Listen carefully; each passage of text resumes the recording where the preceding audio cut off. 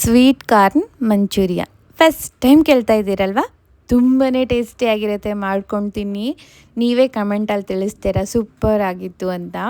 ನಾರ್ಮಲಾಗಿ sweet corn ತಿಂದರೆ ಅಷ್ಟು ಟೇಸ್ಟಿ ಅನಿಸಲ್ಲ, ಅದಕ್ಕೆ ಏನಾದರೂ ಈ ಥರ ಜುಗಾಡ್ ಮಾಡಲೇಬೇಕಾಗತ್ತೆ. ಸ್ವೀಟ್ ಕಾರ್ನ್ ಫಸ್ಟು ಕುದಿಸ್ಕೊಂಡಿದ್ದೀನಿ, ಅದನ್ನು ನೀರೆಲ್ಲ ತೆಗೆದ್ಬಿಟ್ಟು ಸೈಡಲ್ಲಿ ಎತ್ತಿಟ್ಕೊಂಡು ಒಂದು ಪಾತ್ರೆಯಲ್ಲಿ ಎಣ್ಣೆ ಹಾಕಿ, ಎಣ್ಣೆ ಕಾದ್ಮೇಲೆ ಅದಕ್ಕೆ ಸಣ್ಣದಾಗಿ ಕಟ್ ಮಾಡ್ಕೊಂಡಿರೋ ಬೆಳ್ಳುಳ್ಳಿ, ಶುಂಠಿ ಅದು ಹಾಕಿ ಚೆನ್ನಾಗಿ ಫ್ರೈ ಮಾಡ್ಕೋಬೇಕು.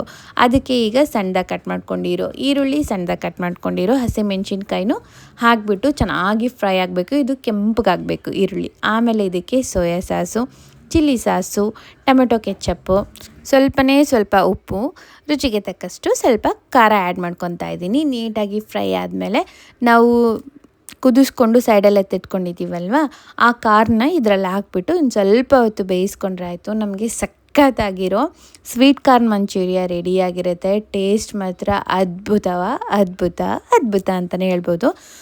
ಹಾಗೆ ಕೆಲವೊಬ್ಬರೆಲ್ಲ ಕಮೆಂಟ್ ಮಾಡ್ತಾ ಇರ್ತೀರ, ಅನ್ಹೆಲ್ದಿ ಹಾಗೆ ಹೀಗೆ ಅಂತ.